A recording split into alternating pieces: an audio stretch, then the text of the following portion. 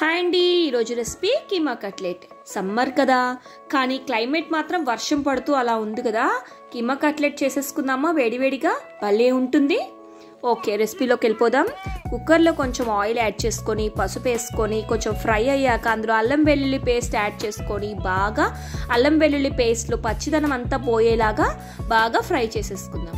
ఇక్కడ నేను 1 kg కీమా తీసుకున్నాను. 1 kg కీమా యాడ్ చేసేసుకొని అందులో వాటర్ అంతా పోయినంత వరకు బాగా కలుపుకొని, మొత్తం వాటర్ అంతా పోయి దగ్గర పడిపోయినంత వరకు బాగా ఉడకబెట్టుకోవాలి. కీమాని బాగా దగ్గరికి అయిపోయిన తర్వాత అందులో మనం 2 స్పూన్స్ ఆఫ్ సాల్ట్ యాడ్ చేసుకుందాం. 2 స్పూన్స్ ఆఫ్ సాల్ట్, పచ్చిమిర్చి చిన్నగా కట్ చేసుకొని యాడ్ చేసుకొని, ఆనియన్స్ పెద్దవి ఒక 2 ఆనియన్స్, కొత్తిమీర కొంచెం, ఒక 1 కప్ ఆఫ్ బియ్యపిండి, ఒక 1 కప్ కార్న్ ఫ్లోర్. నేను దీంట్లో 2 ఎగ్స్ యాడ్ చేశాను. మీకు ఎగ్స్ వద్దు అంటే మీరు వాటర్ కూడా కొంచెం యాడ్ చేసుకొని బాగా కలిపేసుకోవచ్చు. నేను ఇందులో ధనియాల పొడి ఒక 1 స్పూన్, గరం మసాలా ఒక 1 స్పూన్ యాడ్ చేసేసుకొని, కొంచెం కారం కూడా యాడ్ చేయండి. యాడ్ చేసేసి బాగా కలిపేసుకోవాలి.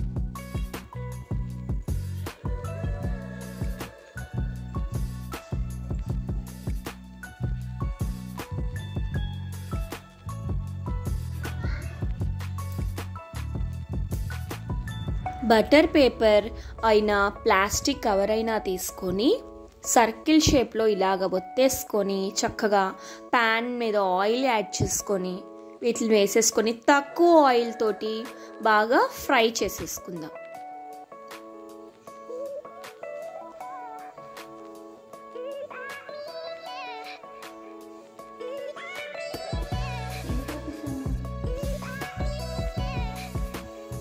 రెండు పక్కల అటువైపు ఇటువైపు తిప్పుతూ ఎర్రగా బాగా కాల్చేసుకోండి.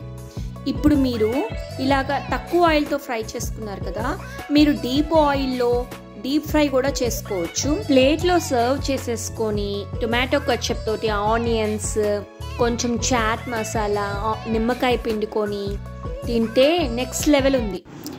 మీరు కూడా ఖచ్చితంగా ఈ రెసిపీ ట్రై చేసి ఎలా కుదిరిందో నాకు కామెంట్ చేసి చెప్పండి.